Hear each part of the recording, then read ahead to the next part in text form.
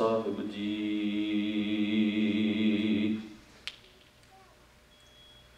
कृपा करो दीन के दाते, मेरा गुण अवगण ना विचार कोई। माटी का क्या तो पै स्वामी, मानस की गत एही।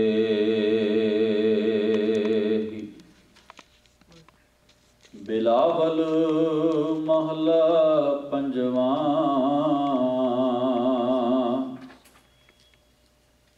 उले मार्ग जिन्हें बताया,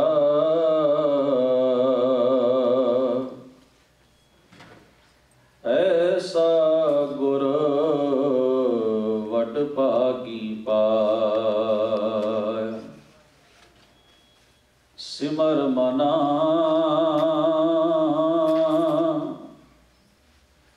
राम नाम चितारे,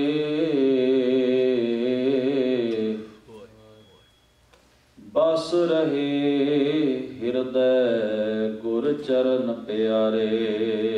रहा काम क्रोध लोभ मोह मन लीना,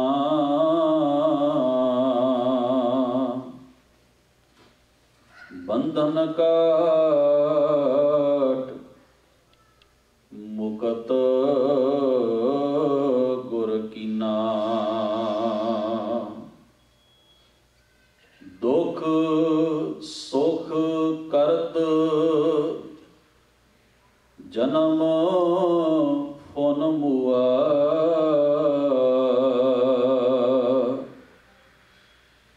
चरण कमल गुर आश्रम दिया। अगन सागर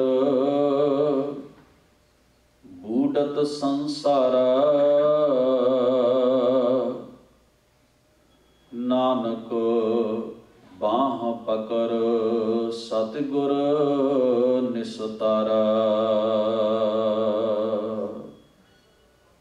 परम सत्कारयोग दीन दुनी दे मालक सतगुरु धन धन गुरु ग्रंथ साहिब सच्चे पातशाह महाराज सतगुरु जी दे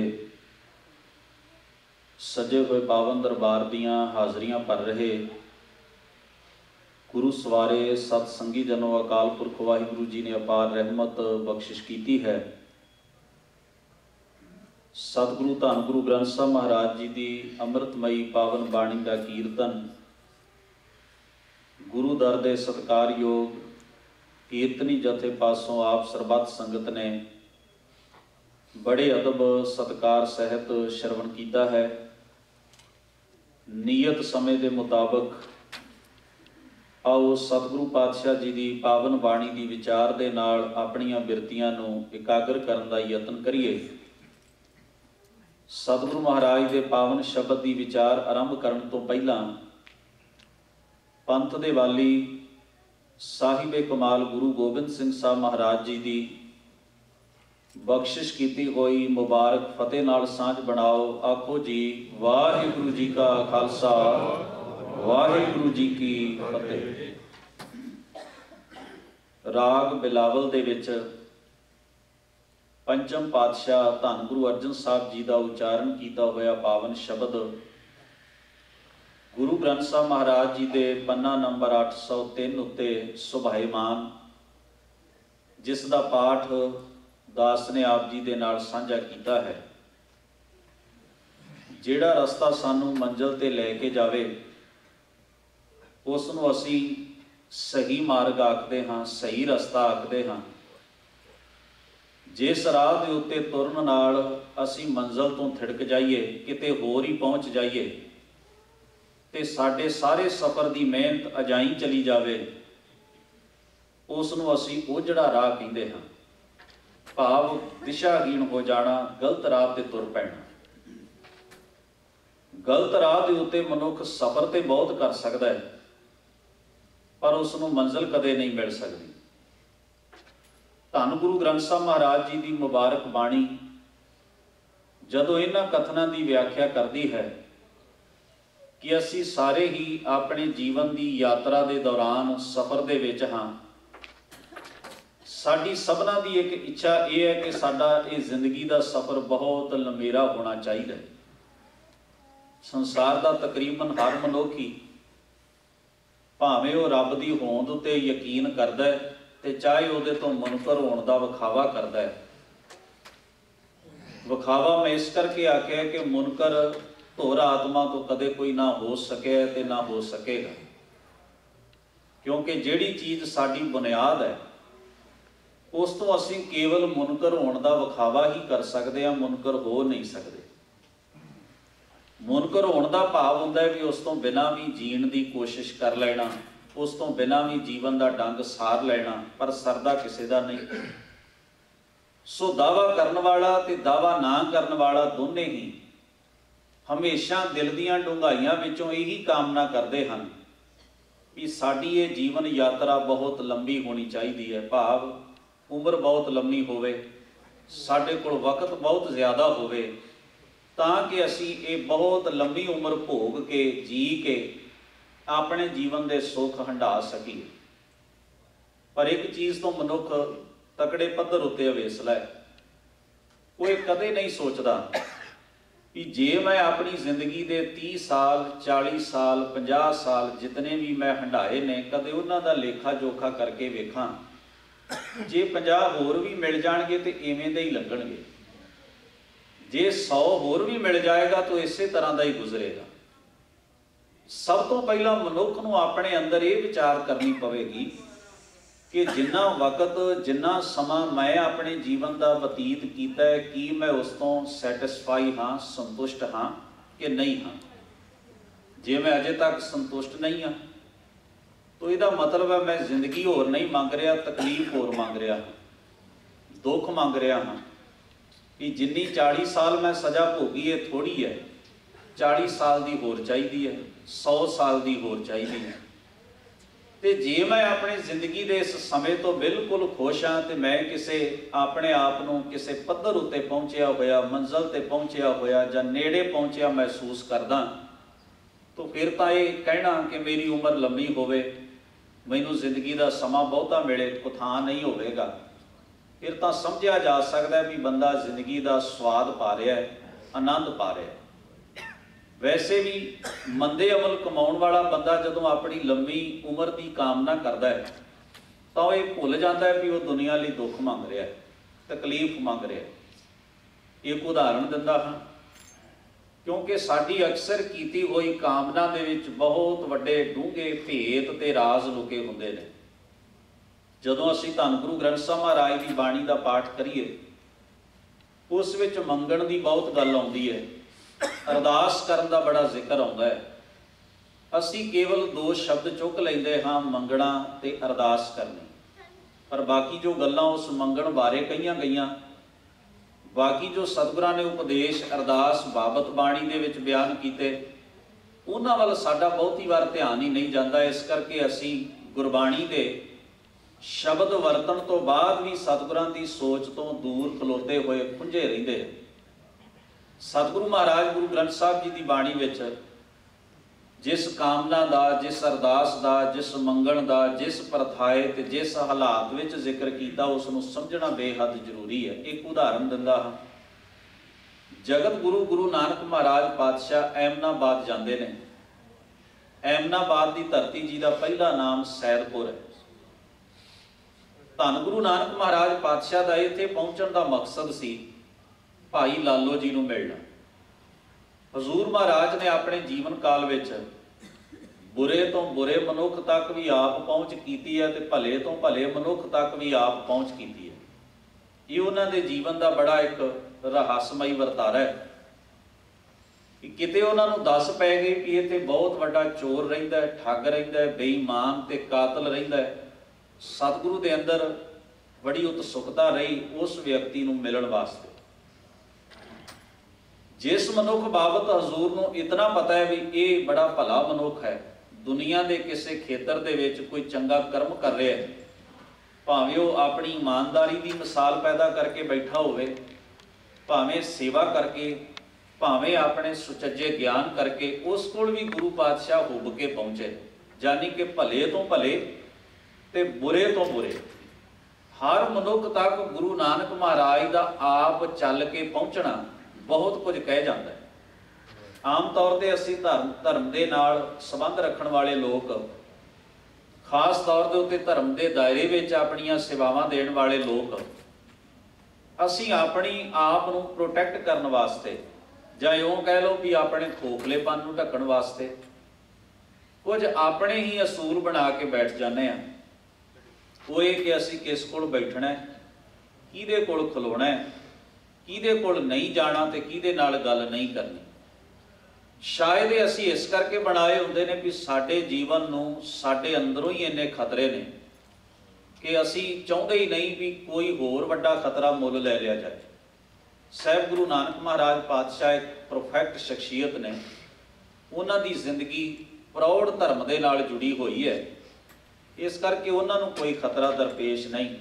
सानू बहुत खतरे ने, क्योंकि सानू लगता है जिहड़ी बेड़ी विच पहले ही इन्ने शेक ने, इहदे च भार लदण दा की मतलब। जिहड़ी पहले ही इन्ने औगणां ते ऐबां दे नाल भरी जिंदगी है, किते ये ना होवे ऐसे बंदे दे कोल बहिंदियां सार ही साडी मत फिर जाए, साडी सुरत टिकाणे ना रहे ते असी वापस परत ही ना सकीए। इस करके वो कह लो भी असी अपने आप नूं ढकण वास्ते ये असूल ते मर्यादावां दा घेरा वल लैंदे आ। पर धर्म की सच्ची ते सुची भावना ये गल कहिंदी है भी धर्म नूं काहदा खतरा, सच नूं काहदा खतरा। वो तां 100 तूफानां विच खलो के भी उजड़ है, पाक है, साफ है। शेर फरीद साहब जी का यह श्लोक मैं अक्सर पढ़दा और विचारदा हाँ, जिस विच वो कहंदे ने भी हंस ने उड़ के उड्डे जाते ने एक जगह ते साह लेना सी, कोदरे के खेत में आके बह गया। हुण जिहड़े किसान ने कदे हंस नहीं सी वेखिया, उन्हें समझिया भी जिवें इल बतखां ते होर पशु पंछी आके खेत विच पक्के विच बह जाते ने ते उहनूं डुंगदे ने, फसल खराब करते हैं। किते ये ना होवे हंस भी कोदरे का खेत खा जाता होवे, अज एक आया कल नूं 2 आउणगे, परसों 3 आउणगे। तो जदों फसल पक जाती है तो किसान की चिंता वध जाती है उसनूं संभालण वास्ते। तो जिहड़े पंछी आउंदे ने उसनूं खांदे ने। पशुआं तो पंछियां तो बचा के रखना ते मौसम तो बचा के रखना, ये उसकी ड्यूटी बन जाती है। खैर जदों हंस ने आके कोदरे के खेत विच कुछ वक्त बतीत किया तो फरीद साहब कहते ने उन्हें रौला पाउणा शुरू किया, इट्टां ढीमा डंडे चुक के रौला पाउंदे होए भी पंछी आ गए ने, इन्हां नूं उड़ाओ। हुण फरीद साहब कहते ने भी गहला लोक ना जानदा हंस ना कोदरा खाए। इन्हां विचारियां ने ना कदे हंस वेख्या, ना इन्हां नूं हंस दे सुभाਅ दा ज्ञान है, ते ना ही इन्हां नूं इह पता है भी हंस तां कोदरा खांदा ही नहीं। जे आके बह भी गया ना तो कोई नुकसान नहीं होएगा, तुहानूं फायदा जरूर भावें हो जाए। कि तुसी पहली बार एक ऐसा पंछी वेख रहे हो जिहड़ा आम सधारण खुराक खांदा ही नहीं, जिहड़ा किसी खुराक के पिछे दौड़दा ही नहीं। एक ऐसे पंछी दे तुहानूं चेचे दर्शन करने वास्ते खोज करनी पैनी सी, पर तुहानूं आप दर्शन हो गए, आप विखाई दे दिता, ये फायदा तुहानूं जरूर होया। पर तुहाडा कोई नुकसान घट्टो घट नहीं करेगा। हंस उडर कोदरै पाया लोक विडारन जाए, गहला लोक ना जानदा हंस ना कोदरा खाए। इहो जी संभावना साडे अंदर, इहो जी बिरती कुछ महान पुरखां बाबत भी बनी हुंदी है, क्योंकि असी आप उस महानता नूं जीवन नूं माणिया नहीं हुंदा, जीविया नहीं हुंदा, उहदे बारे तां सोचिया भी नहीं हुंदा। जदों ऐसे पुरख इस संसार दे विच कोई नेक अमल ते करनी दी मिसाल पैदा कर जांदे ने, जमाना सदियां तक सिर खपाई करदा रहिंदा, सदियां तक उन्हां बारे वख-वख एंगल तो पक्षां तो सोचदा रहिंदा।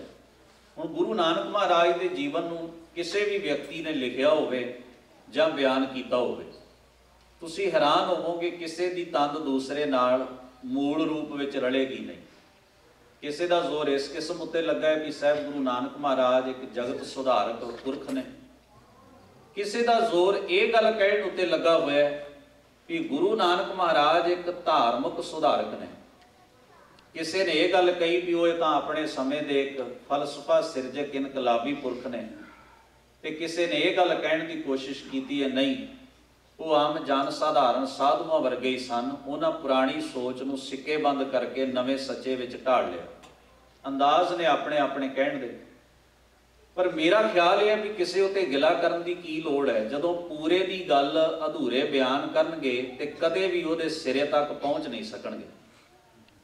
ਇਹ ਆਪਣਾ ਆਪਣਾ ਬਿਆਨ ਕਰਨ ਦਾ ਢੰਗ, ਜਿਹੜੀ ਜਿਸ ਦੀ ਮੱਤ ਵਿੱਚ ਜਿੰਨਾ ਕੁਝ ਹੈ ਉਸਨੇ ਉਹਨਾਂ ਕੀ ਬਿਆਨ ਕਰਨਾ ਹੈ। ਗੁਰੂ ਨਾਨਕ ਮਹਾਰਾਜ ਨੂੰ ਇੱਕ ਵਾਰ ਭਾਈ ਮਰਦਾਨਾ ਜੀ ਨੇ ਪ੍ਰਸ਼ਨ ਕੀਤਾ ਸੀ, ਸਾਡੀਆਂ ਸਾਖੀਆਂ ਵਿੱਚ ਜ਼ਿਕਰ ਹੈ। ਕਹਿਣ ਲੱਗੇ, ਮਹਾਰਾਜ ਬੰਦਾ ਆਪਣੇ ਭਲੇ ਵਾਸਤੇ ਤੁਰਿਆ ਹੋਵੇ, ਆਪਣੇ ਨਿੱਜ ਦੇ ਸਵਾਰਥ ਲਈ ਕੋਈ ਕਬੋਲ ਸਹਿਣੇ ਪੈ ਜਾਣ, ਇਹੋ ਜਿਹੇ ਹਾਲਾਤ ਵਿੱਚੋਂ ਨਿਕਲਣਾ ਪੈ ਜਾਏ ਜਿਹੜੇ ਮਨੁੱਖ ਨੂੰ ਪਸੰਦ ਨਹੀਂ, ਤਾਂ ਮਨੁੱਖ ਆਪਣੀ ਬੇਇੱਜ਼ਤੀ ਮਹਿਸੂਸ ਕਰਦਿਆਂ ਹੋਇਆਂ ਜਾਂ ਜ਼ਿਲਤ ਮਹਿਸੂਸ ਕਰਦਿਆਂ ਹੋਇਆਂ, ਗਿਲਾਨੀ ਮਹਿਸੂਸ ਕਰਦਿਆਂ ਹੋਇਆਂ ਕਈ ਵਾਰ ਦੜ ਵੱਟ ਜਾਂਦਾ ਹੈ ਕਿ ਚਲੋ ਫਾਇਦਾ ਲੈਣਾ, ਕੋਈ ਗੱਲ ਨਹੀਂ। ਇਹ ਹਾਲਾਤ ਵੀ ਸਹਿਣੇ ਪੈਂਦੇ ਨੇ ਬੰਦੇ ਨੂੰ ਆਪਣੇ ਜੀਵਨ ਵਿੱਚ, ਪਰ ਕੋਈ ਵੱਡੀ ਗੱਲ ਨਹੀਂ ਹੁੰਦੀ। ਪਰ ਮਹਾਰਾਜ, ਮੈਂ ਜਿਸ ਵੇਲੇ ਤੁਹਾਡੇ ਬਾਰੇ ਸੋਚਦਾ ਤੇ ਹੈਰਾਨ ਹੁੰਨਾ, ਤੁਹਾਡਾ ਕੋਈ ਨਿੱਜੀ ਮਫਾਦ ਨਹੀਂ, ਕੋਈ ਫਾਇਦਾ ਨਹੀਂ, ਕੋਈ ਨਿੱਜੀ ਗਰਜ ਨਹੀਂ। ਤੁਸੀਂ ਤੁਰੇ ਹੋਏ ਹੋ ਇੱਕ ਸੱਚ ਦਾ ਸੁਨੇਹਾ ਸੰਸਾਰ ਦੇ ਨਾਲ ਸਾਂਝਾ ਕਰਨ ਲਈ। ਫਿਰ ਵੀ ਜਦੋਂ ਤੁਹਾਨੂੰ ਲੋਕ ਕੁਰਾਈਆ ਕਹਿ ਕੇ, ਬੇਤਾਲਾ ਕਹਿ ਕੇ, ਭੂਤਨਾ ਕਹਿ ਕੇ, ਕਈ ਤਰ੍ਹਾਂ ਦੇ ਐਸੇ ਕਬੋਲ ਤੇ ਕੁਸ਼ਬਦ ਵਰਤ ਕੇ ਤੁਹਾਡੇ ਨਾਲ ਪੇਸ਼ ਆਉਂਦੇ ਨੇ, ਮਹਾਰਾਜ ਤੁਹਾਨੂੰ ਮਹਿਸੂਸ ਨਹੀਂ ਹੁੰਦਾ? ਆਪਣੇ ਆਪ ਲਈ ਬੰਦਾ ਤੁਰਿਆ ਹੋਵੇ ਤਾਂ ਵੀ ਮਹਿਸੂਸ ਹੁੰਦੀ ਹੈ ਕੋਈ ਗੱਲ, ਪਰ ਤੁਸੀਂ ਦੁਨੀਆ ਲਈ ਤੁਰੇ ਹੋ। ਕੀ ਤੁਹਾਡੇ ਮਨ ਅੰਦਰ ਕਦੇ ਖਿਆਲ ਨਹੀਂ ਉਪਜਦਾ ਵੀ ਮੈਂ ਇਹਨਾਂ ਲੋਕਾਂ ਦੀ ਖਾਤਰ ਹੀ ਤਾਂ ਸਾਰਾ ਕੁਝ ਕਰ ਰਿਹਾ, ਆਪਣੇ ਘਰ ਦੇ ਸੁੱਖ ਆਰਾਮ ਤੇ ਚੈਨ ਛੱਡੇ ਹੋਏ ਨੇ, ਤੇ ਇਹ ਲੋਕ ਹੀ ਮੇਰੇ ਬਾਰੇ ਇਹ ਸੋਚਦੇ ਨੇ, ਇਹ ਬੋਲਦੇ ਨੇ? ਗੁਰੂ ਨਾਨਕ ਮਹਾਰਾਜ ਮੁਸਕਰਾਏ ਤੇ ਕਹਿਣ ਲੱਗੇ, ਭਾਈ ਸਾਹਿਬ, ਜੀਵਨ ਬੜੀ ਅਲੌਕਿਕ ਖੇਡ ਹੈ। ਇਸ ਦਾ ਬੰਦੇ ਨੂੰ ਹਰ ਪੱਖ ਤੋਂ ਆਨੰਦ ਤੇ ਸਵਾਦ ਲੈਣਾ ਚਾਹੀਦਾ ਹੈ। ਅਕਸਰ ਅਸੀਂ ਆਪਣੇ ਜੀਵਨ ਵਿੱਚ ਹੀ ਕੈਦ ਹੋ ਕੇ ਰਹਿ ਜਾਂਦੇ ਹਾਂ, ਸਾਨੂੰ ਪਤਾ ਹੀ ਨਹੀਂ ਲੱਗਦਾ ਵੀ ਜ਼ਿੰਦਗੀ ਵੀ ਕੋਈ ਚੀਜ਼ ਹੁੰਦੀ ਹੈ। ਹਰ ਬੰਦੇ ਨੇ ਆਪਣੀ ਇੱਕ ਵਲਗਣ ਵੜ ਕੇ ਰੱਖੀ ਹੋਈ, ਉਸ ਵਲਗਣ ਤੋਂ ਬਾਹਰ ਉਹਦੇ ਕੋਲ ਝਾਕਣ ਦਾ ਸਮਾਂ ਹੀ ਨਹੀਂ ਰਹਿੰਦਾ। ਯਾਨੀ ਕਿ ਅਸੀਂ ਕੈਦ ਕੱਟਦੇ ਹਾਂ ਸਾਰੀ ਜ਼ਿੰਦਗੀ। ਇਹ ਐਸੀ ਕੈਦ ਹੈ ਜਿਹੜੀ ਅਸੀਂ ਖੁਦ ਬਣਾਈ ਹੁੰਦੀ ਹੈ, ਖੁਦ ਹੀ ਇਹਦੇ ਵਿੱਚ ਫਸੇ ਹੁੰਦੇ ਹਾਂ, ਤੇ ਬਾਹਰ ਨਾ ਝਾਕਣ ਨੂੰ ਅਸੀਂ ਆਪਣੀ ਬਹੁਤ ਵੱਡੀ ਪ੍ਰਾਪਤੀ ਸਮਝਦੇ ਹਾਂ। ਵੀ ਵੇਖਿਆ, ਅਸੀਂ ਕਿਸੇ ਵੱਲ ਅੱਖ ਚੁੱਕ ਕੇ ਵੀ ਅੱਜ ਤੱਕ ਤੱਕਿਆ ਨਹੀਂ, ਭਾਵ ਸਾਨੂੰ ਕਿਸੇ ਦਾ ਦੁੱਖ ਤੇ ਦਰਦ ਮਹਿਸੂਸ ਹੀ ਨਹੀਂ ਹੋਇਆ। ਇਸ ਨੂੰ ਬੰਦੇ ਦੀ ਬੇਸ਼ਰਮੀ ਕਹਿ ਲਓ ਜਾਂ ਇਸ ਨੂੰ ਬੰਦੇ ਦਾ ਢੀਠ ਹੋਣਾ ਕਹਿ ਲਓ। ਹਰ ਬੰਦਾ ਅੱਜ ਤੱਕ ਇਹੀ ਸੋਚਦਾ ਆ ਰਿਹਾ ਵੀ ਮੈਂ ਜੋ ਕਮਾਇਆ ਉਸ ਤੋਂ ਅੱਗੇ ਕੱਖ ਵੀ ਨਹੀਂ।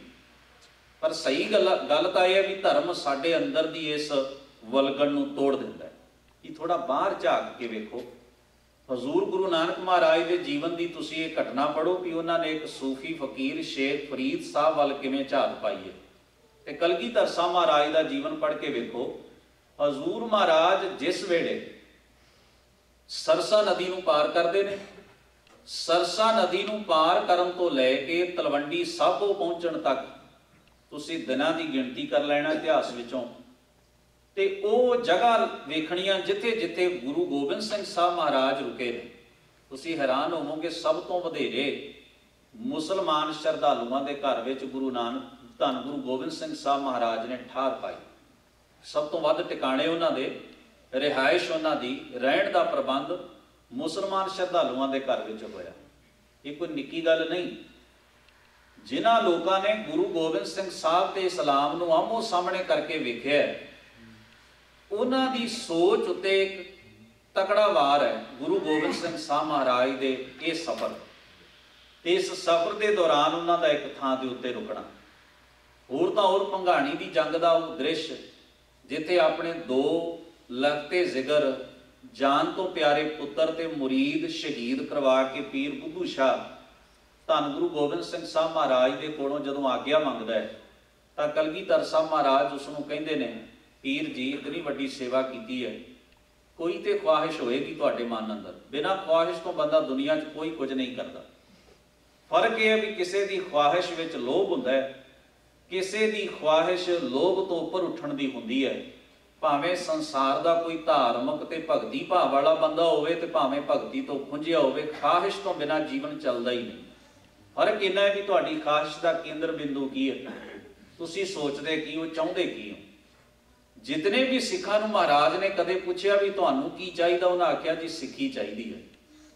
पर सिक्खी ऐसे स्वास उत्ते, ऐसे पलां उत्ते जाके भी मंगी गई। भाई राय सिंह का जिक्र इतिहास में आउंदा है, आखिरी स्वासां उत्ते सी, हजूर महाराज की गोद में उसका सिर है, साह टुट रहे ने, बोलिया जा नहीं रहा। हजूर ने आख्या राय सिंह बड़ी सेवा की है, की चाहिए?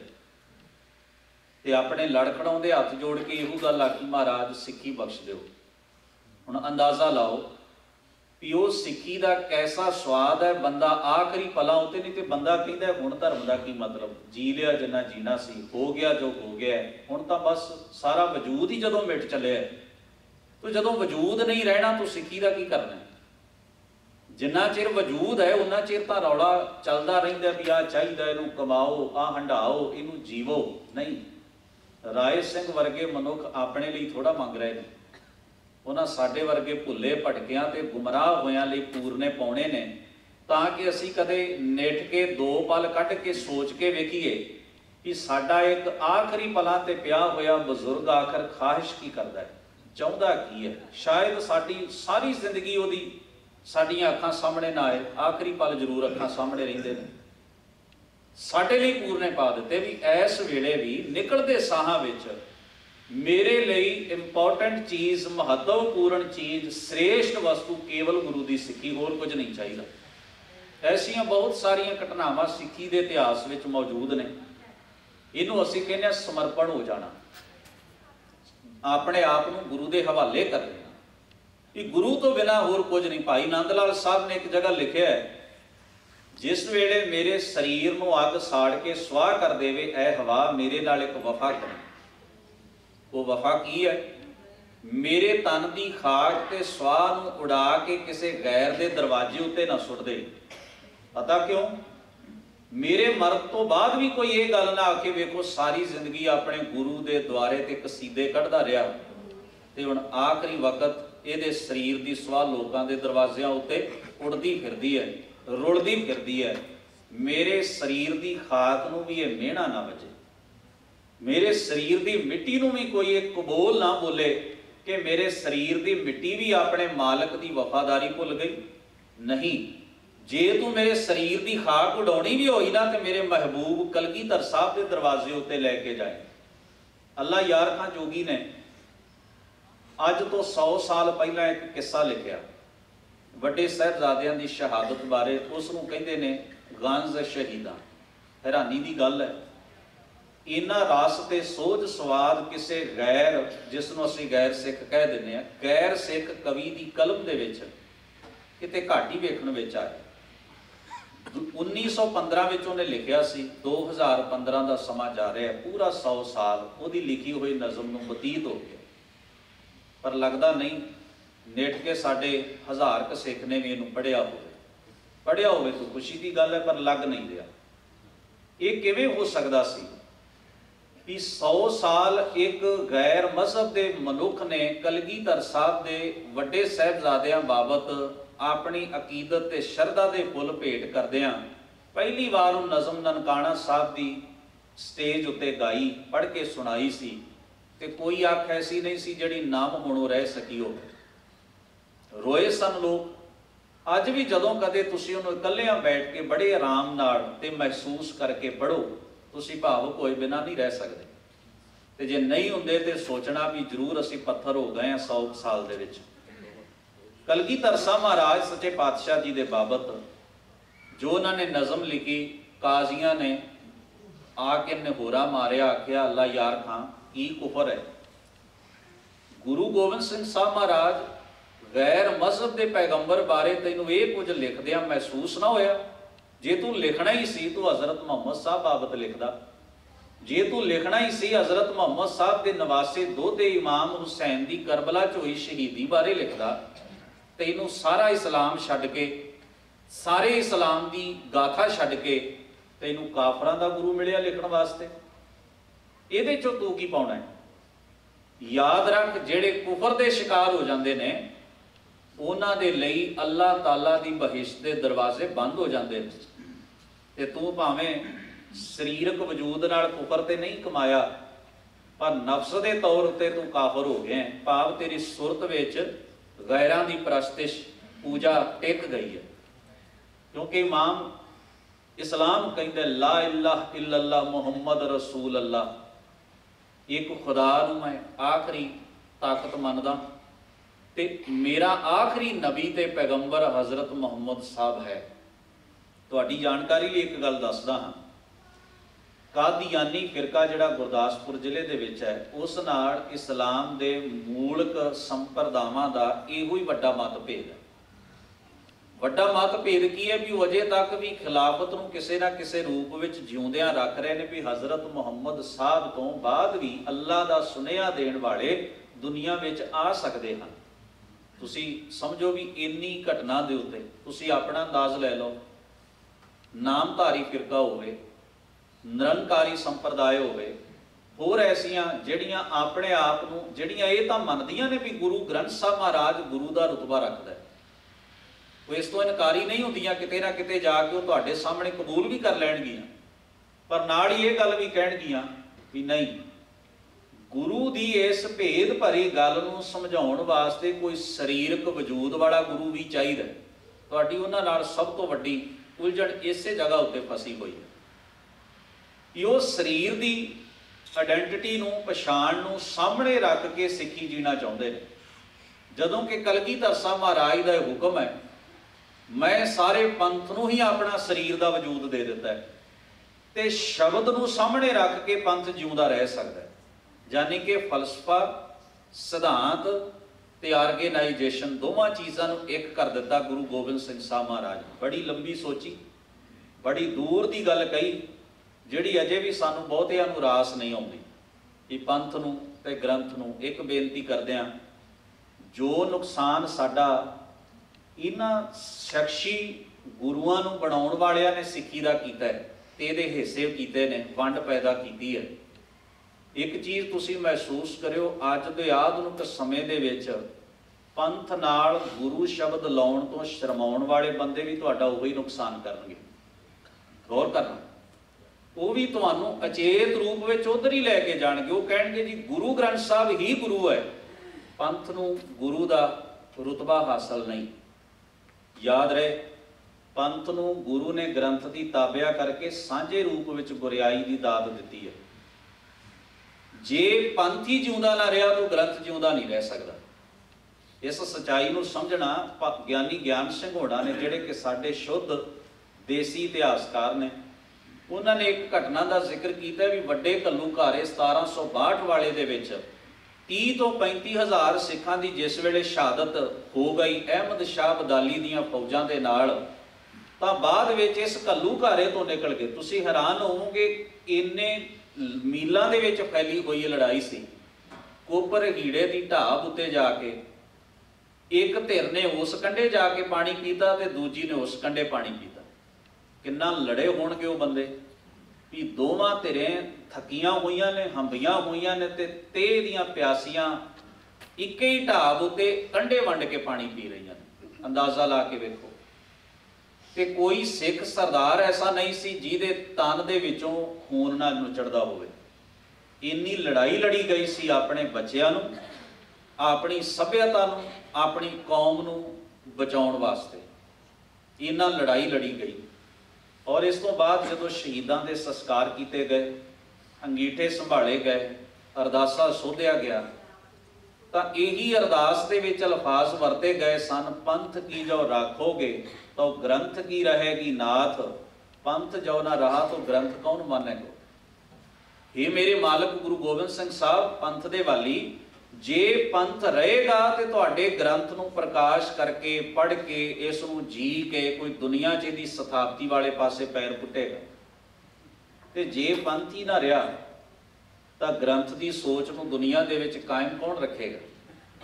ये ड्यूटी किहनूं देओगे। इस वास्ते असीं अपने निजी जान की भीख नहीं मंग रहे, पर तुहाडे कोलों पंथ की बौड़ी जरूर मंग रहे हैं कि पंथ की बौड़ी करो। पंथ का वजूद नहीं मिटना चाहिए, पंथ जिउंदा रहना चाहिए। इसे करके साडे इतिहासक ग्रंथां दे विच गल आई कि किसी भी सिख नूं उस समय तुसीं खलियार के बाहों फड़ के पुछ लो काहदे नहीं लड़दा है, तां उहदी इक्को ही गल हुंदी सी, धन भूम के भूखे नह सिंह, चर्चा पंथ चलाण चाही।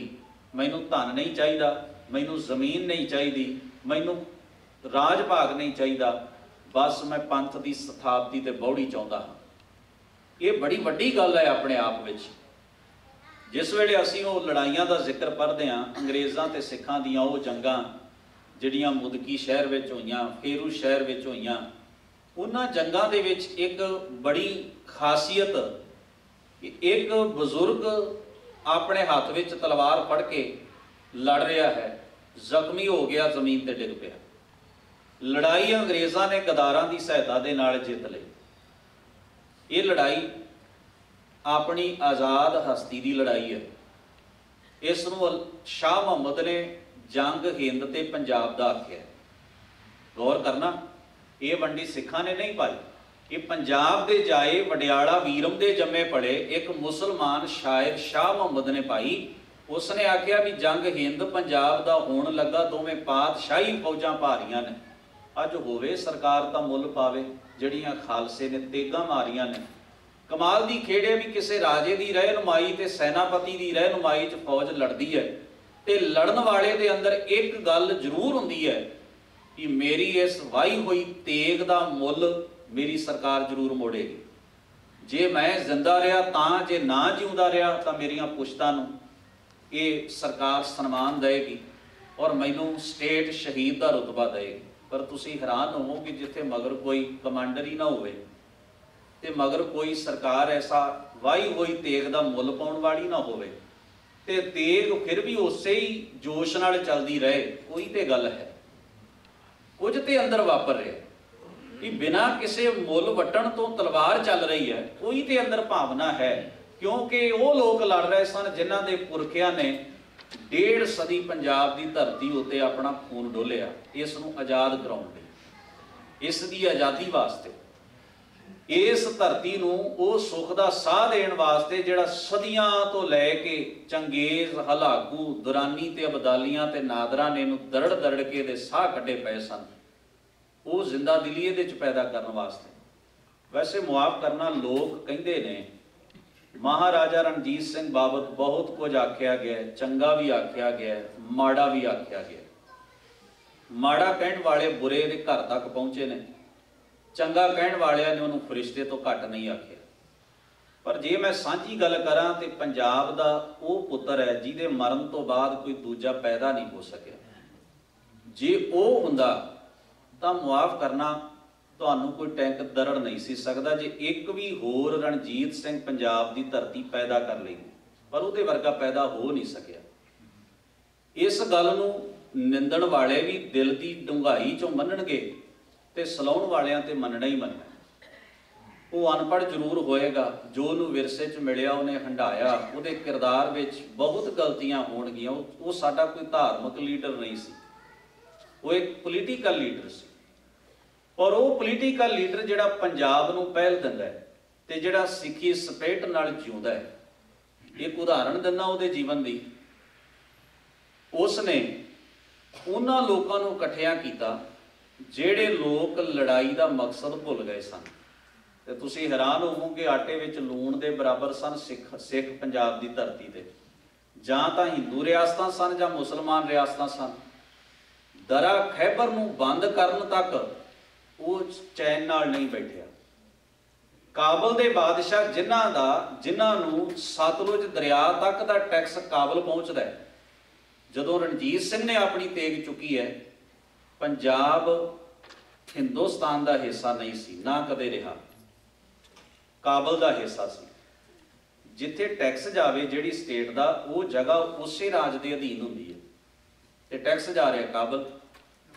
लाहौर का गवर्नर काबल वालियां नूं अपना सारा हिसाब किताब दिंदा है ते दरा खैबर 12 मीटर का रस्ता जिहदे विचों 2 हाथी इकट्ठे नहीं लंघ सकते। तुसीं अंदाज़ा लाओ, उस तंग दर्रे थाणी काबली लोग लंघ के भारत का टैक्स लैण आउंदे ने। ਕੀ ਪੰਜਾਬ ਦੀ ਧਰਤ ਉੱਤੇ ਕੋਈ ਐਸਾ ਨਹੀਂ ਜਿਹੜਾ 12 ਕੁ ਮੀਟਰ ਦੇ ਰਸਤੇ ਨੂੰ ਬੰਦ ਕਰ ਸਕੇ, ਜਿਹੜਾ 2 ਹਾਥੀਆਂ ਦੇ ਲੱਗਣ ਜੋਗੀ ਜਗ੍ਹਾ ਦੇ ਅੱਗੇ ਛਾਤੀ ਡਾ ਕੇ ਖਲੋ ਜਾਏ ਵੀ ਨਹੀਂ। ਇੱਕੋ ਹੀ ਤੁਹਾਨੂੰ ਸ਼ੇਰ ਮਰਦ ਦੱਸੇਗਾ, ਉਹ ਮਹਾਰਾਜਾ ਰਣਜੀਤ ਸਿੰਘ। ਉਹਨੂੰ ਸ਼ੇਰ ਏ ਪੰਜਾਬ ਤੇ ਪੰਜਾਬ ਦਾ ਸਪੂਤ ਹੋਣ ਦਾ ਐਵੇਂ ਮਾਣ ਕਿਸੇ ਨੇ ਫਰੀ 'ਚ ਨਹੀਂ ਦੇ ਦਿੱਤਾ। ਉਹਨੇ ਇਹ ਖਿਤਾਬ ਕਮਾਇਆ ਆਪਣੇ ਜੀਵਨ ਵਿੱਚ।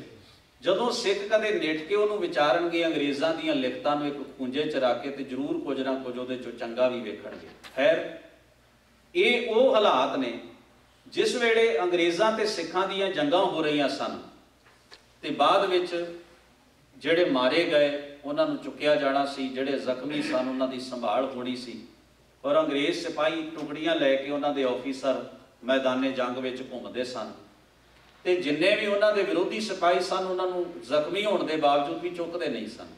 ਤਲਵਾਰ ਗਲੇ ਤੇ ਮਾਰਦੇ ਤੇ ਉੱਥੇ ਹੀ ਖਤਮ ਕਰ ਦਿੰਦੇ, ਕਿਉਂਕਿ ਉਹਨਾਂ ਨੂੰ ਉਹ ਜਾਣਦੇ ਸਨ ਇਹ ਠੀਕ ਹੋਣਗੇ ਤੇ ਸਾਡੇ ਨਾਲ ਹੀ ਲੜਨਗੇ, ਇਹਨਾਂ ਠੀਕ ਹੋ ਕੇ ਘਰ ਨਹੀਂ ਜਾਣਾ। ਅਸੀਂ ਇਹਨਾਂ ਦੀ ਉਹ ਰਗ ਛੇੜ ਦਿੱਤੀ ਹੈ, ਜਿਹੜਾ ਜ਼ਖਮੀ ਹੋਇਆ ਠੀਕ ਹੋ ਗਿਆ ਉਹ ਦੁੱਗਣੇ ਗੁੱਸੇ ਨਾਲ ਤੁਹਾਡੇ ਨਾਲ ਲੜਨ ਵਾਸਤੇ ਆਏਗਾ। ਇਸ ਕਰਕੇ ਇਹਨੂੰ ਜ਼ਖਮੀ ਨੂੰ ਸੰਭਾਲਣ ਦੀ ਲੋੜ ਨਹੀਂ, ਇਹਨੂੰ ਇੱਥੇ ਹੀ ਖਤਮ ਕਰ ਦੇ। ਆਪਣੇ ਸਿਪਾਹੀਆਂ ਨੂੰ ਸੰਭਾਲ ਲੈਂਦੇ ਸਨ, ਸਾਡੇ ਬਜ਼ੁਰਗਾਂ ਨੂੰ ਉਹ ਕਤਲ ਕਰ ਦਿੰਦੇ ਸਨ। ਕੋਲ ਆਏ, ਉਹਦੇ ਹੱਥ ਵਿੱਚ ਤਲਵਾਰ ਹੈ, ਆਖਿਆ ਬਾਬਾ ਆਪਣੀ ਤਲਵਾਰ ਰੱਖ। ਉਸਨੇ ਆਪਣੀ ਅੱਖਾਂ ਪੁੱਟ ਕੇ ਵੇਖਿਆ, ਉਹਦੇ 4 ਸਵੇਰੇ ਅੰਗਰੇਜ਼ ਸਿਪਾਹੀ ਖੜੇ ਨੇ, ਇੱਕ ਆਫੀਸਰ ਖੜਾ, ਉਹਦੇ ਵਿੱਚ ਕੁਝ ਦੇਸੀ ਸਿਪਾਹੀ ਨੇ ਜਿਹੜੇ ਇੱਧਰੋਂ ਭਰਤੀ ਕੀਤੇ ਹੋਏ। ਆਖਿਆ ਬਾਬਾ ਆਪਣੀ ਤਲਵਾਰ ਰੱਖ ਦੇ, ਸਮਰਪਣ ਕਰ ਦੇ। ਉਸ ਬੁੱਢੇ ਸਿਪਾਹੀ ਦੀ ਜ਼ਬਾਨ ਤੋਂ ਇੱਕੋ ਹੀ ਸ਼ਬਦ ਨਿਕਲਿਆ, ਕਹਿਣ ਲੱਗਿਆ ਜੇ ਪੰਥ ਦਾ ਹੁਕਮ ਨਹੀਂ। ਹੈਰਾਨੀ ਦੀ ਖੇਡ ਹੈ, ਕੋਈ ਕਮਾਂਡਰ, ਕੋਈ ਫੌਜਦਾਰ, ਕੋਈ ਲੜਾਈ ਲੜਾਉਣ ਵਾਲਾ, ਕੋਈ ਥਿੰਕ ਟੈਂਕ, ਕੋਈ ਸਟੇਟ ਦਾ ਹਾਕਮ ਉਹਦੀ ਪਿੱਠ ਉੱਤੇ ਨਹੀਂ ਖੜਾ। ਆਖਰੀ ਸਾਹ ਨੇ ਬਚ ਗਿਆ, ਮਾਰਨ ਵਾਲੇ ਸਾਹਮਣੇ ਖੜੇ ਨੇ, ਤਲਵਾਰ ਰੱਖਣ ਵਾਸਤੇ ਕਹਿ ਰਹੇ ਨੇ। ਜਿਹੜੇ ਆਗੂ ਹੀ ਭੱਜ ਜਾਣ, ਉਹ ਤੇ ਸਿਪਾਹੀ ਦੀ ਵੁਕਤ ਕੀ ਰਹਿ ਜਾਂਦੀ ਹੈ, ਜ਼ਰਾ ਸੋਚ ਕੇ ਵੇਖੋ। ਜਿਹੜੀ ਫੌਜ ਨੂੰ ਲੜਾਉਣ ਵਾਲਾ ਕਮਾਂਡਰ ਹੀ ਮੈਦਾਨੇ ਜੰਗ ਚੋਂ ਵਾਕਆਊਟ ਕਰ ਜਾਏ, ਭੱਜ ਜਾਏ, ਪਿੱਠ ਵਿਖਾ ਜਾਏ, ਉੱਥੇ ਸਿਪਾਹੀ ਦੀ ਕੀ ਵੁਕਤ ਹੈ। ਪਰ ਉਸ ਬੁੱਢੇ ਬਾਬੇ ਦੀ ਰਸਨਾ ਤੋਂ ਇੱਕੋ ਹੀ ਗੱਲ ਨਿਕਲੀ, ਕਹਿਣ ਲੱਗਿਆ ਜੇ ਪੰਥ ਦਾ ਹੁਕਮ ਨਹੀਂ, ਪੰਥ ਦਾ ਹੁਕਮ ਹੋਏਗਾ ਤਾਂ ਤਲਵਾਰ ਰੱਖ ਦਿਆਂਗੇ। ਔਰ ਚੇਲੀਆਂ ਵਾਲੀ ਦੀ ਲੜਾਈ ਗੁਜਰਾਤ ਵਿੱਚ ਜਿਹੜੀ ਲੜੀ ਗਈ, ਜਦੋਂ ਸਿੱਖਾਂ ਨੂੰ ਤਲਵਾਰ ਰੱਖਣ ਵਾਸਤੇ ਆਖਿਆ, 60 ਸਾਲ ਤੋਂ ਲੈ ਕੇ 80 ਸਾਲ ਦੇ ਬਾਬੇ ਵੀ ਉਹਨਾਂ ਸਿਪਾਹੀਆਂ ਦੀ ਕਤਾਰ ਵਿੱਚ ਖਲੋਤੇ ਸਨ। ਮਜਬੂਰੀ ਇੰਨੀ ਬਣ ਗਈ, ਪਹਿਲੀ ਵਾਰ ਸੀ ਇਤਿਹਾਸ ਵਿੱਚ ਸਿੱਖਾਂ ਨੇ ਆਪਣੀ ਤਲਵਾਰ ਜ਼ਮੀਨ ਤੇ ਰੱਖੀ ਹੋਵੇ ਕਿਸੇ ਸਾਹਮਣੀ ਫੌਜ ਨਾਲ। ਪਰ ਤੁਸੀਂ ਕੀ ਸਮਝਦੇ ਹੋ ਵੀ ਇਹ ਘਟਨਾ ਬੜੇ ਆਰਾਮ ਨਾਲ ਵਰਤ ਗਈ ਹੋਏਗੀ? ਨਹੀਂ। ਬਜ਼ੁਰਗਾਂ ਨੇ ਭੁੱਬ ਮਾਰ ਕੇ ਜ਼ਮੀਨ ਤੇ ਜਿਸ ਵੇਲੇ ਤਲਵਾਰ ਰੱਖੀ ਤੇ ਆਖਿਆ ਅੱਜ ਰਣਜੀਤ ਸਿੰਘ ਮਰ ਗਿਆ। ਉਹਨੂੰ ਮਰੇ ਨੂੰ 10 ਸਾਲ ਹੋ ਗਏ ਸਨ। 1839 ਦੇ ਵਿੱਚ ਰਣਜੀਤ ਸਿੰਘ ਚਲਾਣਾ ਕਰ ਗਏ ਸਨ, ਤੇ ਇਹ ਘਟਨਾ ਗੁਜਰਾਤ ਦੀ ਚੇਲਿਆਂ ਵਾਲੀ ਦੀ 1948-49 ਦੇ ਦਰਮਿਆਨ ਦੀ ਹੈ। ਪਰ ਤੁਸੀਂ ਅੰਦਾਜ਼ਾ ਲਾ ਕੇ ਵੇਖੋ, ਉਹ ਬੁੱਢੇ ਬਾਬੇ ਇਹ ਗੱਲ ਕਹਿ ਰਹੇ ਨੇ, ਜ਼ਮੀਨ ਦੇ ਉੱਤੇ ਤਲਵਾਰ ਰੱਖਦਿਆਂ, ਸਮਰਪਣ ਕਰਦਿਆਂ ਪਹਿਲੀ ਵਾਰ ਹਿਸਟਰੀ 'ਚ ਇਹ ਘਟਨਾ ਵਾਪਰੀ ਸੀ। ਅਸੀਂ ਕਿਸੇ ਸਾਹਮਣੇ ਜੇ ਤਲਵਾਰ ਰੱਖੀ ਤੇ ਗੋਰੇ ਸਾਹਮਣੇ ਰੱਖੀ, ਔਰ ਉਹਨਾਂ ਸਾਹਮਣੇ ਤਲਵਾਰ ਰੱਖਦੇ ਸ਼ਬਦ ਨਿਕਲੇ ਵੀ ਅੱਜ ਰਣਜੀਤ ਸਿੰਘ ਮਰ ਗਿਆ। ਸਾਡੇ ਲਈ ਉਸ ਦਿਨ ਨਹੀਂ ਸੀ ਮਰਿਆ, ਅੱਜ ਮਰਿਆ, ਕਿਉਂਕਿ ਸਾਨੂੰ ਪਤਾ ਹੈ ਸਾਡੇ ਤਲਵਾਰ ਰੱਖ ਦੇਣ ਦਾ ਅਸਰ ਆਉਣ ਵਾਲੀਆਂ ਸਦੀਆਂ ਤੇ ਪੈ ਜਾਏਗਾ। ਇਹ ਮਨੋ ਅਵਸਥਾ ਹੈ ਜਿਸ ਦਵੰਦ ਦੇ ਵਿੱਚੋਂ ਲੋਕਾਂ ਦੀ ਸੋਚ ਨਿਕਲਦੀ ਹੈ। ਅਸੀਂ ਕਦੇ ਇਹਨਾਂ ਨੂੰ ਨਿੱਠ ਕੇ ਚਿਤਾਰਦੇ ਤੇ ਵਿਚਾਰਦੇ ਹੀ ਨਹੀਂ। ਮੁਆਫ ਕਰਨਾ, ਸਾਨੂੰ ਕਹਾਣੀਆਂ ਸੁਣਾਈਆਂ ਗਈਆਂ ਨੇ ਅੱਖਾਂ ਮੀਟ ਕੇ ਸਫ਼ਰ ਕਰ ਲੈਣ ਦੀਆਂ, ਸਾਨੂੰ ਕਹਾਣੀਆਂ ਸੁਣਾਈਆਂ ਗਈਆਂ ਨੇ ਕੌੜੀਆਂ ਚੀਜ਼ਾਂ ਮਿੱਠੀਆਂ ਕਰ ਦੇਣ ਦੀਆਂ, ਤੇ ਰੋਟੀਆਂ 'ਚੋਂ ਲਹੂ ਤੇ ਦੁੱਧ ਕੱਢ ਦੇਣ ਦੀਆਂ। ਅਸੀਂ ਕਦੇ ਚਿੱਤ ਕੇ ਨਹੀਂ ਵੇਖਿਆ ਵੀ ਉਹ ਲਹੂ ਤੇ ਰੋਟੀਆਂ 'ਚ ਅੱਜ ਵੀ ਅਸੀਂ ਪੀ ਰਹੇ ਹਾਂ, ਉਹਨਾਂ ਨੂੰ ਕੌਣ ਕੱਢੇਗਾ? ਧੰਨ ਹੈ ਉਹ ਸਮਾਂ ਜਿਸ ਵੇਲੇ ਕਿਸੇ ਦੀ ਰੋਟੀ 'ਚੋਂ ਹਜ਼ੂਰ ਗੁਰੂ ਨਾਨਕ ਨੇ ਲਹੂ ਕੱਢ ਕੇ ਤੇ ਰੋਟੀ ਸੁੱਚੀ ਕਰ ਦਿੱਤੀ ਹੋਏਗੀ। ਸਾਡੀਆਂ ਰੋਟੀਆਂ 'ਚ ਤਾਂ ਲਹੂ ਦਾ ਲਹੂ ਹੀ ਭਰਿਆ ਆ ਰਿਹਾ ਹੈ। ਖੌਰੇ ਕਿਹੜੀ ਸਦੀ ਆਏਗੀ ਜਿਸ ਦਿਨ ਸੁੱਚੀਆਂ ਹੋਣਗੀਆਂ। ਪਰ ਸਾਨੂੰ ਤਾਂ ਕਹਾਣੀ ਚਾਹੀਦੀ ਹੈ, ਕੰਨਾਂ ਨੂੰ ਸਵਾਦ ਦੇਣ ਵਾਲੀ, ਦਿਮਾਗ ਨੂੰ ਸਵਾਈ ਰੱਖਣ ਵਾਲੀ, ਤੇ ਸੁਰਤ ਨੂੰ ਮੈਲਿਆਂ ਕਰਨ ਵਾਲੀ। ਅਸੀਂ ਕਦੇ ਆਪਣੀ ਤਾਰੀਖ ਨੂੰ ਐਵੇਂ ਨਹੀਂ ਵਿਚਾਰਦੇ ਵੀ ਉਹ ਜਿਉਂਦੀ ਜਾਗਦੀ ਇੱਕ ਕਲਾ ਹੈ, ਕ੍ਰਿਸ਼ਮਾ ਹੈ ਜਿਹੜਾ ਧਰਤੀ ਦੇ ਉੱਤੇ ਵਰਤਾ ਦਿੱਤਾ ਸਾਡੇ ਬਜ਼ੁਰਗਾਂ ਨੇ, ਸਾਡੇ ਗੁਰੂ ਸਾਹਿਬਾਨ ਨੇ। ਤੋ ਜ਼ਿੰਦਗੀ ਦੇ ਇੱਕ ਐਸੇ ਸਫ਼ਰ ਨੇ ਜਿਹੜੇ ਹੁੰਦੇ ਨੇ ਬੜੀ ਦਲੇਰੀ ਦੇ ਨਾਲ। ਧੰਨ ਗੁਰੂ ਨਾਨਕ ਮਹਾਰਾਜ ਪਾਤਸ਼ਾਹ ਜੀ ਦੀ ਗੱਲ ਕਰ ਰਿਹਾ ਸਾਂ ਵੀ ਜਿਸ ਵੇਲੇ ਮਰਦਾਨਾ ਜੀ ਨੇ ਆਖਿਆ ਮਹਾਰਾਜ ਤੁਹਾਨੂੰ ਮਹਿਸੂਸ ਨਹੀਂ ਹੁੰਦਾ, ਹਜ਼ੂਰ ਮੁਸਕਰਾਏ, ਕਹਿਣ ਲੱਗੇ ਭਾਈ ਸਾਹਿਬ ਆਪਾਂ ਉਹਨਾਂ ਲੋਕਾਂ ਕੋਲ ਵੀ ਗਏ ਜਿਹੜੇ ਆਪ ਚੰਗਾ ਖਾਂਦੇ ਸਨ, ਜੋ ਉਹ ਛਕਦੇ ਸਨ ਉਹਨਾਂ ਸਾਨੂੰ ਦਿੱਤਾ। ਕੁਝ ਐਸੇ ਵੀ ਸਨ ਜਿਹੜੇ ਵਿਚਾਰੇ ਰੁੱਖਾ ਸੁੱਖਾ ਖਾਂਦੇ ਸਨ, ਉਹਨਾਂ ਕੋਲ ਗਏ, ਉਹਨਾਂ ਰੁੱਖਾ ਸੁੱਖਾ ਹੀ ਦੇ ਕੇ ਸਾਡੀ ਸੇਵਾ ਕੀਤੀ। ਇਸ ਵਾਸਤੇ ਜਿਸ ਬੰਦੇ ਦੇ ਦਿਲ ਤੇ ਦਿਮਾਗ ਵਿੱਚ ਜੋ ਹੋਵੇ ਉਹਨੇ ਉਹੀ ਦੁਨੀਆ 'ਚ ਵਰਤਾਉਣਾ, ਉਹਦੇ ਤੋਂ ਵੱਡੇ ਦੀ ਆਸ ਨਹੀਂ ਕੀਤੀ ਜਾ ਸਕਦੀ। ਜਿਹੜਾ ਫਾਲਤੂ ਦੀ ਆਸ ਰੱਖਦਾ ਉਹ ਨਿਰਾਸ਼ ਹੁੰਦਾ, ਤੇ ਨਿਰਾਸ਼ ਹੋਏ ਬੰਦੇ ਟੁੱਟ ਜਾਂਦੇ ਨੇ। ਕਦੇ ਤੁਸੀਂ ਵੇਖਣਾ ਕਿਸੇ ਬੰਦੇ ਦੀ ਕਪੈਸਿਟੀ ਬਹੁਤ ਥੋੜੀ ਹੈ, ਤੁਸੀਂ ਉਹਦੇ ਤੋਂ ਆਸ ਬਹੁਤ ਵੱਡੀ ਲਾ ਬੈਠੇ ਹੋ, ਪੂਰੀ ਨਹੀਂ ਕਰ ਸਕਦਾ ਉਹ। ਜਦੋਂ ਪੂਰੀ ਨਾ ਹੋਈ ਤੇ ਤੁਸੀਂ ਨਿਰਾਸ਼ ਹੋਵੋਗੇ, ਕਿਉਂਕਿ ਤੁਹਾਡੇ ਮੁਤਾਬਕ ਕੰਮ ਨਹੀਂ ਹੋ ਸਕਿਆ, ਰਿਜ਼ਲਟ ਨਹੀਂ ਨਿਕਲ ਸਕਿਆ। ਤੁਸੀਂ ਨਿਰਾਸ਼ ਹੋਵੋਗੇ ਤੇ ਟੁੱਟ ਜਾਓਗੇ। ਇਹਦੇ 'ਚ ਉਹਦੀ ਗਲਤੀ ਘੱਟ ਹੈ, ਤੁਹਾਡੀ ਜ਼ਿਆਦੀ ਹੈ। ਤੁਸੀਂ ਐਡੀ ਝੂਠੀ ਵੱਡੀ ਆਸ ਰੱਖੀ ਹੀ ਕਿਉਂ? ਨਿਰਾਸ਼ ਵੀ ਤੁਸੀਂ ਹੋਏ, ਟੁੱਟੇ ਵੀ ਤੁਸੀਂ, ਤੇ ਤੁਹਾਡਾ ਅੰਤਰਾਤਮਾ ਖੇਰੂ ਖੇਰੂ ਹੋ ਗਿਆ। ਇਹ ਸਾਰੀ ਦੀ ਸਾਰੀ ਦੁਰਘਟਨਾ ਤੁਸੀਂ ਆਪ ਹੀ ਵਰਤਾ ਲਈ ਆਪਣੇ ਨਾਲ। ਏਡੀ ਵੱਡੀ ਕਤਈ ਆਸ ਨਾ ਰੱਖੋ ਜਿਹੜੀ ਆਸ ਅਗਲਾ ਪੂਰੀ ਹੀ ਨਾ ਕਰ ਸਕੇ, ਕਿਉਂਕਿ ਨਿਰਾਸ਼ਤਾ ਦੇ ਵਿੱਚੋਂ ਲੰਘਣਾ ਫਿਰ ਬਹੁਤ ਵੱਡੀ ਤਕਲੀਫ ਹੁੰਦੀ ਹੈ, ਤੇ ਟੁੱਟ ਜਾਣਾ ਅੰਦਰੋਂ ਬਹੁਤ ਵੱਡਾ ਸੰਤਾਪ ਹੁੰਦਾ ਹੈ। ਗੁਰੂ ਨਾਨਕ ਮਹਾਰਾਜ ਤੋਂ ਲੈ ਕੇ ਕਲਗੀਧਰ ਸਾਹਿਬ ਮਹਾਰਾਜ ਦੇ ਜੀਵਨ ਤੱਕ ਐਸੇ ਬਹੁਤ ਵਾਰ ਸਮੇਂ ਆਏ ਨੇ ਜਿੱਥੇ ਕੁਝ ਆਪਣੇ ਅਖਵਾਉਣ ਵਾਲਿਆਂ ਨੇ ਵੀ ਗੁਰੂ ਪਾਤਸ਼ਾਹਾਂ ਦੀ ਮੁਖਾਲਫਤ ਵਿੱਚ ਵੱਧ ਚੜ ਕੇ ਯੋਗਦਾਨ ਪਾਇਆ, ਪਰ ਮੇਰੇ ਹਜ਼ੂਰ ਟੁੱਟੇ ਨਹੀਂ। ਸਤਿਗੁਰੂ ਜਾਣਦੇ ਸਨ ਬੰਦਾ ਕੀ ਕਰ ਸਕਦਾ ਹੈ। ਇਹ ਸੰਸਾਰ ਇੱਕ ਐਸੀ ਖੇਡ ਹੈ, ਇਸ ਵਿੱਚ ਤੁਹਾਨੂੰ ਖੇਡਣਾ ਹੀ ਪਵੇਗਾ। ਤੁਸੀਂ ਰੋ ਕੇ ਖੇਡੋਗੇ ਤੇ ਕੱਚੇ ਖਿਡਾਰੀ ਮੰਨੇ ਜਾਓਗੇ, ਹੱਸ ਕੇ ਖੇਡਣਾ ਸਿੱਖ ਲਓਗੇ ਤੇ ਪੱਕੇ ਖਿਡਾਰੀ ਮੰਨੇ ਜਾਓਗੇ। ਲੋਕ ਤੁਹਾਤੋਂ ਸੇਧ ਲੈਣਗੇ, ਇਹਨੂੰ ਖੇਡਣਾ ਹੁੰਦਾ। ਵੈਸੇ ਵੀ ਹਜ਼ੂਰ ਨੇ ਬਾਣੀ 'ਚ ਕਿਹਾ ਜਨ ਨਾਨਕ ਕੇ ਖੇਲ ਕਠਨ ਹੈ ਤੇ ਬੜਾ ਔਖਾ। ਹਰ ਬੰਦਾ ਇਸ ਮੈਦਾਨ 'ਚ ਉਤਰਨ ਨੂੰ ਹੀ ਕੰਨੀ ਕਤਰਾਉਂਦਾ, ਪਰ ਉਤਰ ਗਏ ਆ, ਕੀ ਕਰੀਏ ਹੁਣ? ਖੇਡੀਏ ਨਾ ਖੇਡੀਏ, ਖੂੰਜੇ 'ਚ ਬਹਿ ਜਾਈਏ, ਹਾਰ ਮੰਨ ਲਈਏ, ਇਹ ਸਾਰਾ ਕੁਝ ਸਾਡੇ ਫੈਸਲੇ ਨੇ। ਪਰ ਗੁਰੂ ਤੇਗ ਬਹਾਦਰ ਮਹਾਰਾਜ ਕਹਿੰਦੇ ਨੇ ਕਿਨਹੂ ਗੁਰਮੁਖ ਜਾਨਾ, ਜਿਨ੍ਹਾਂ ਕਿਸੇ ਨੇ ਵਿਰਲਿਆਂ ਨੇ ਹੀ ਗੁਰੂ ਦੇ ਰਾਹੀਂ ਇਸ ਖੇਡ ਨੂੰ ਖੇਡਣ ਦਾ ਚੱਜ ਸਿੱਖਿਆ, ਨਿਯਮ ਸਿੱਖੇ ਨੇ। ਇਸ ਵਾਸਤੇ ਗਰੀਬ ਨਵਾਜ ਪਾਤਸ਼ਾਹ ਜੀ ਦੀ ਮੁਬਾਰਕ ਬਾਣੀ ਸਾਨੂੰ ਇੱਕ ਐਸੇ ਸਫ਼ਰ ਦੇ ਪਾਂਧੀ ਬਣਾਉਂਦੀ ਹੈ ਜਿਸ ਵਿੱਚ ਹਜ਼ੂਰ ਨੇ ਬਾਣੀ ਦੇ ਵਿੱਚ ਆਖਿਆ ਬਾਰ ਵਿਡਾਨੜੈ ਹੁਮਸ ਧੁਮਸ ਕੂਕਾਂ ਪਈਆਂ ਰਾਹੀਂ। ਕਹਿੰਦੇ ਨੇ ਇਹ ਵਿਡਾਣੀ ਜੂਹ ਦੇ ਵਿੱਚ ਇੱਕ ਹੁੰਦਾ ਸੀ ਨਾ, ਆਪਣੇ ਪਿੰਡ ਦਾ ਘੇਰਾ ਹੋਣਾ, ਆਪਣੇ ਇਲਾਕੇ ਦਾ ਹਰ ਇੱਕ ਨੂੰ ਪਤਾ ਹੈ। ਗੈਰ ਇਲਾਕੇ ਵਿੱਚ ਬੰਦਾ ਚਲਿਆ ਜਾਏ, ਜੰਗਲ ਬੀਆਬਾਨ ਹੋਵੇ, ਪਤਾ ਨਹੀਂ ਹੁੰਦਾ ਇੱਥੇ ਕੀ ਵਿਪਦਾ ਹੋ ਸਕਦੀ ਹੈ, ਰਾਹ ਕਿਹੜਾ ਹੈ, ਕੀ ਖਤਰੇ ਨੇ। ਸਤਿਗੁਰੂ ਗੁਰੂ ਅਰਜਨ ਸਾਹਿਬ ਕਹਿੰਦੇ ਮੈਂ ਸੰਸਾਰ ਦੀ ਬਗਾਨੀ ਜੂਹ ਵਿੱਚ ਆ ਗਿਆ ਜਿਹਦੇ ਬਾਰੇ ਮੈਂ ਜਾਣਦਾ ਹੀ ਕੱਖ ਨਹੀਂ। ਵੈਸੇ ਅਸੀਂ ਦਾਅਵਾ ਕਰਦੇ ਹਾਂ ਮੈਂ ਦੁਨੀਆ ਬਾਰੇ ਬਹੁਤ ਜਾਣਦਾ। ਸਹੀ ਗੱਲ ਤਾਂ ਇਹ ਹੈ ਵੀ ਦੁਨੀਆ ਬੰਦਿਆਂ ਨਾਲ ਬਣਦੀ ਹੈ ਤੇ ਬੰਦਿਆਂ ਨੂੰ ਕੋਈ ਨਹੀਂ ਜਾਣ ਸਕਦਾ, ਬਹੁਤ ਔਖਾ ਹੈ। ਹਰ ਬੰਦੇ ਵਿੱਚ ਧਰਮ ਤੇ ਸ਼ੈਤਾਨ ਇਕੱਠੇ ਬੈਠੇ ਹੋਏ ਨੇ, ਤੁਹਾਨੂੰ ਪਤਾ ਹੀ ਨਹੀਂ ਲੱਗਦਾ ਇਹ ਬੰਦਾ ਕਦੋਂ ਕੀ ਵਰਤਾਏਗਾ, ਬਹੁਤ ਕਠਿਨ ਹੈ। ਵੱਡੇ ਵੱਡੇ ਪੈਗੰਬਰਾਂ ਨੂੰ ਦੁਨੀਆ ਨੇ ਉਲਝਾ ਕੇ ਰੱਖਿਆ ਜਿੰਨਾ ਚਿਰ ਉਹ ਧਰਤੀ ਤੇ ਰਹੇ, ਔਰ ਇਹਨਾਂ ਬੰਦਿਆਂ ਦੀ ਤਾਂਦੀ ਸਵਾਰਦੇ ਰਹੇ। ਉਹਨਾਂ ਨੂੰ ਪਹਾੜ ਨਹੀਂ ਸਵਾਰਨੇ ਪਏ, ਜੰਗਲਾਂ ਨੂੰ ਤਰਤੀਬ ਨਹੀਂ ਦੇਣੀ ਪਈ, ਉਹਨਾਂ ਨੇ ਧਰਤੀ ਦੀ ਮਿੱਟੀ ਨੂੰ ਤਰਤੀਬ ਨਹੀਂ ਦਿੱਤੀ, ਕੋਈ ਜ਼ਮੀਨ ਤੇ ਥਲ ਇਕੱਠੇ ਨਹੀਂ ਕੀਤੇ, ਕੁਝ ਸਮੁੰਦਰਾਂ ਦੀ ਤਰਤੀਬ ਨਹੀਂ ਬਣਾਈ। ਜਿੰਨੇ ਪੈਗੰਬਰ ਧਰਤੀ ਤੇ ਆਏ ਨਾ, ਤੁਸੀਂ ਹੈਰਾਨ ਹੋਵੋਗੇ ਬੰਦਿਆਂ ਨੂੰ ਹੀ ਤਰਤੀਬ ਦਿੰਦੇ ਰਹੇ, ਪਰ ਬੰਦਾ ਅੱਜ ਵੀ ਉੱਥੇ ਹੀ ਉਲਝਿਆ ਖਲੋਤਾ ਹੈ।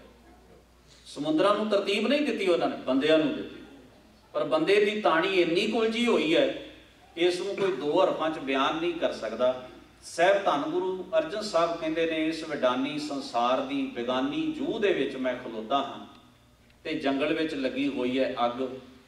ਜਿਤਨੇ ਵੀ ਲੋਕ ਹਨ ਉਹ ਧਾਹਾਂ ਮਾਰ ਰਹੇ ਹਨ, ਕੂਕਾਂ ਮਾਰ ਰਹੇ ਹਨ। ਤਉ ਸ਼ਹਿ ਸੇਤੀ ਲੱਗੜੀ ਡੋਰੀ, ਨਾਨਕ ਆਨੰਦ ਸੇਤੀ ਬਨ ਗਾਹੀ। ਤੇ ਸਤਿਗੁਰੂ ਗੁਰੂ ਅਰਜਨ ਸਾਹਿਬ ਕਹਿੰਦੇ ਨੇ ਮੇਰੀ ਤਾਰ ਲਿਵ ਤੇ ਤੇਰੇ ਨਾਲ ਜੁੜੀ ਹੋਈ ਹੈ। ਲੋਕ ਰੋ ਰਹੇ ਨੇ, ਸੜ ਰਹੇ ਨੇ, ਗੁੰਮਰਾਹ ਹੋ ਰਹੇ ਨੇ, ਸੰਸਾਰ ਦੇ ਜੰਗਲੀ ਜਾਨਵਰਾਂ ਦੇ ਵੱਸ ਪੈ ਰਹੇ ਨੇ, पर मैं तो आनंद नाल इस संसार के जंगल चों लंघ रहा, क्योंकि मेरे कोल तू राह दसन वाला जो मौजूद है। मैनू किसी गल का गम नहीं, दुख नहीं, तकलीफ नहीं। ਜਿਹੜੇ ਆਪਣੇ जीवन की डोर गुरु के हथ फड़ा देंदे ने उन्होंने चिंता की लोड़ नहीं रह जाती। दुख भी आता है पर दुख नूं सहण का मादा गुरु उन्होंने अंदर पैदा कर देंदा है। इसे वास्ते सतगुरु कहते हैं, भुले होए नूं जिस गुरु ने मार्ग पा दिता, किड्डे वड्डे भागां वाला हाँ मैं भी मैनू ऐसा गुरु वड्डे भागां सदका मिल गया है। मेरे वर्गा भागशाली दुनिया च होर कोई नहीं हो सकता। सतगुरु रहमत कृपा बख्शिश कर, सतगुरां दे दरसाए मार्ग दे असीं भी पांधी बन के इस संसार के जंगल चों आनंद सहित अपना सफर बतीत कर सकीए। पातशाह हुई भुलां चुकां दी खिमा बख्शिश करन। सबना दा धन्नवाद। अदब सहित गुरु फतेह नाल सांझ बनाओ। वाहिगुरू जी का खालसा, वाहिगुरू जी की फतेह।